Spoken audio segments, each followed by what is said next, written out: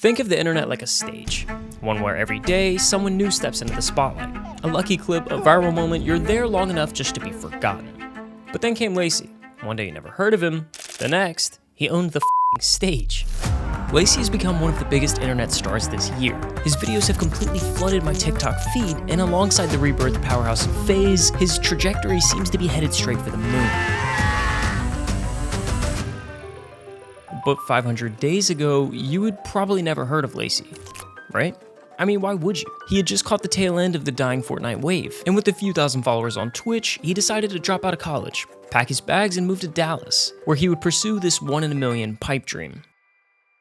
To outsiders, it might have seemed impulsive, even reckless. But what they didn't see, however, was the meticulous blueprint Lacy was quietly crafting. A strategy to achieve viral stardom that would soon prove to be anything but a gamble. I was always trying to find a way to shift out of Fortnite and get into the more IRL mainstream content. I just had to do it properly. And I had a whole plan on how to do it, and I executed it perfectly, I think. Lacy's master plan consisted of 3 key steps, and switching from Fortnite to IRL content was the first. Success doesn't come from following the crowd. It comes from seeing what others can't. Take Aiden Ross, for example. He revolutionized streaming by turning it into a platform for organic networking. Where others only saw gaming or personal commentary, Aiden saw an opportunity to bridge the gap between streaming and celebrity culture. Hey, do 3.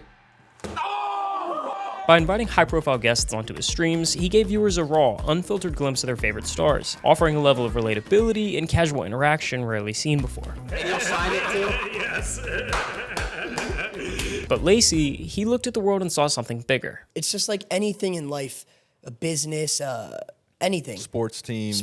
It has to evolve. You can't just, in order for it to succeed, it has to evolve. IRL streaming wasn't just a niche, it was the future. A way to blur the lines between content and real life, where everything you do is the show. No scripts, no edits. E-dates marked the beginning of the transition Lacy would take from Fortnite to IRL content. And right off the bat, E-dates were a hit. E-dates offered a fresh experience that resonated deeply with casual viewers, who were drawn to the on-screen personalities and highly entertaining live interactions. All right, let's get the next person in here.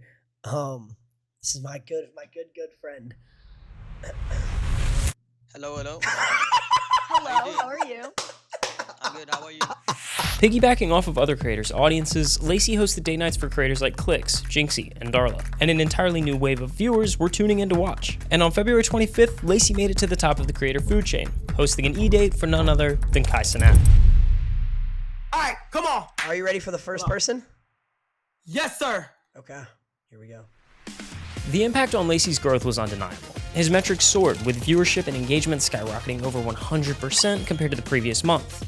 It became clear that Lacy was onto something. His foresight on the next big thing was absolutely right. It was around this time that I started noticing his clips popping up everywhere. Wait, would you f me? After the second date. I wanna f you.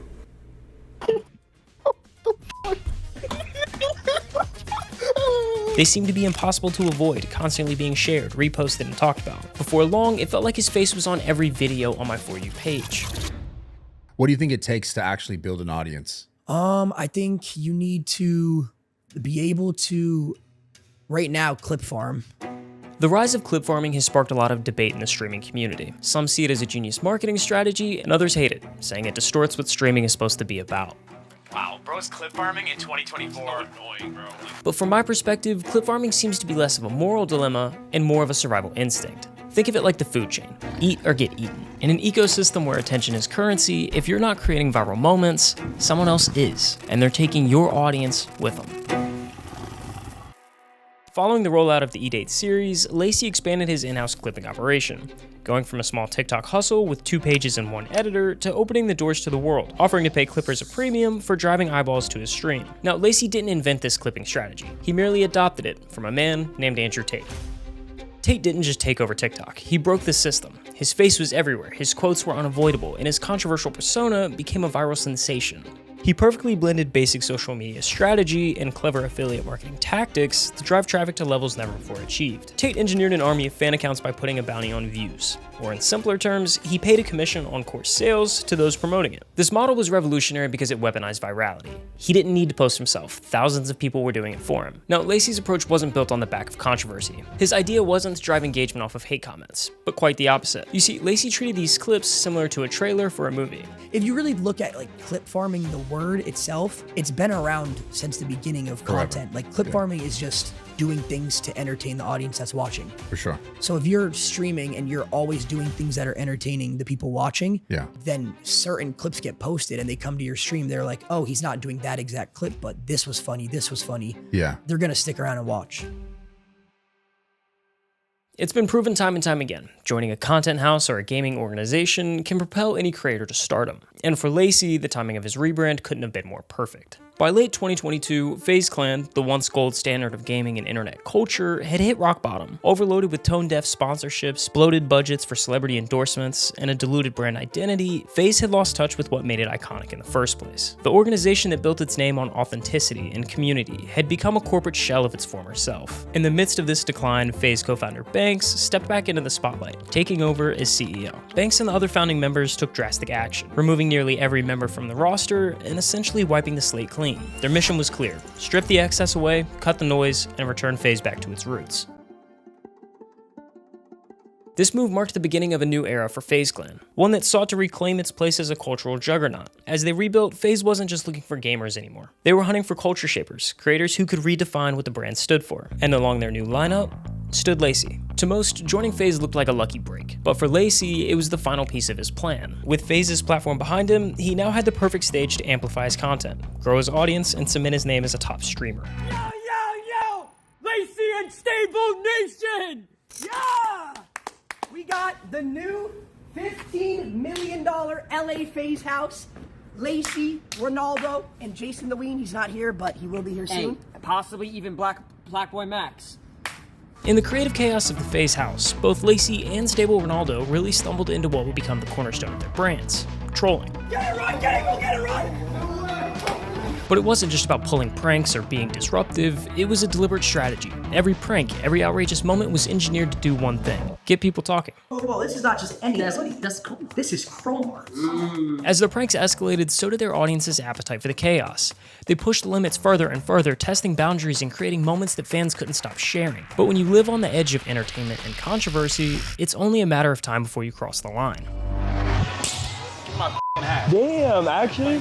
Lacy and Ron knew exactly what they were doing. They've mastered the science of trolling, not to amuse everyone, but to polarize. For them, it's not about being liked, it's about being impossible to ignore. Because that's the way to go viral, that's the way to get people to know your name. The Bradley Martin clip became the perfect storm for their strategy. On one side, viewers were furious with Lacy and Ron, calling their constant trolling immature and obnoxious. On the other, people rallied against Bradley for overreacting. The debate wasn't just a side effect, it was the fuel that sent the clip viral.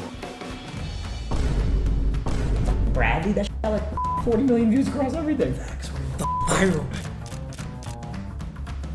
TikTok became Lacy's playground. With an army of 1,598 clippers pushing his content, Lacy's name became inescapable, dominating the feeds of even those who had never heard of him before. Like my hashtag last month, hashtag Lacy, got like over 60 million views. Wow. That carefully orchestrated machine Lacy had crafted was in full effect. He was becoming a household name.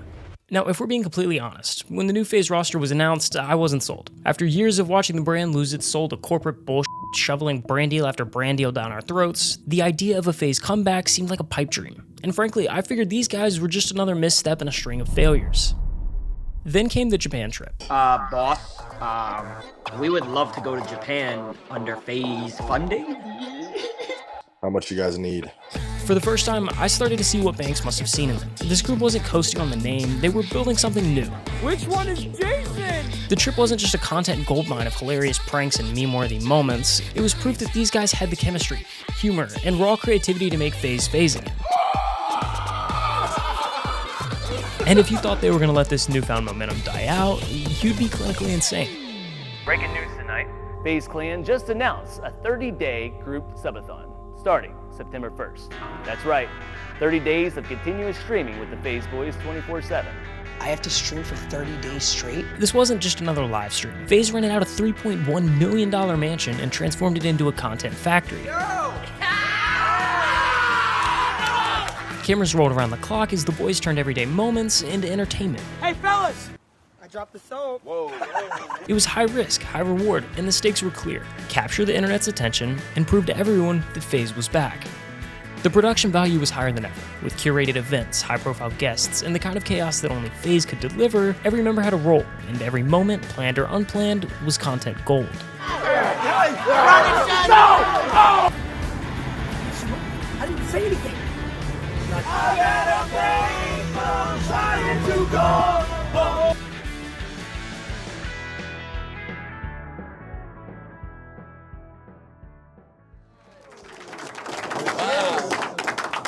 So incredible to see you guys. Everybody, welcome to the first ever 2024 FaZe Subathon Awards. Let's see who won what award. Let's get this show on the road, shall we? Yes, sir. Wanna go? All right, guys. We are reading the award for Best Individual Content, okay? And the winner is...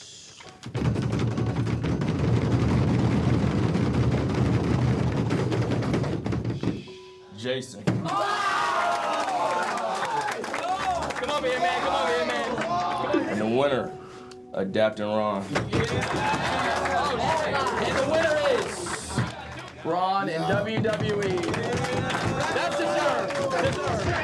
And the award goes to Adapt. Damn. You might be cleaning house tonight. Winner is Silky versus Max. Y'all got your awards. You got your awards. Lacy, how you feeling? Why would you say that? I'm just asking. It's coming, Lacy. Y'all got beat, bro. Watch out. It's coming. Best guest appearance. And the winner is Justavo Ronaldo and Corinna. Category is most wholesome. Oh, here we go. Finally, Lacy. Oh my God. Let's go, Lacy. Get one. And the winner for the most wholesome for the FaZe Subathon, Jason. Oh my God. Best girl content. Lacy. Wait. I'm just kidding. It's Jason. Let's go, Congratulations. And the winner is Adapt Best Buy. No. Damn. Why'd you throw it? We have one award left. Come on, Lacy. And Mr. Ricky Banks. Your ass up here, my man. Banks. Banks gotta We call get this the one Banks out. Award right here. The FaZe Subathon Golden Boy.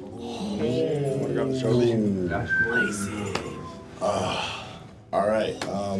Silky, I love you to death. You're the GOAT. You're the nicest guy on and off camera, really. Thank you, man. Max and Jason have been the front runners for the Golden Boy back and forth. Ron, you killed it this whole subathon. It's insane. All of you guys have inspired me. I'm on the streams all day long, switching between everybody's streams. Honest to God, and I swear to God, this isn't rigged.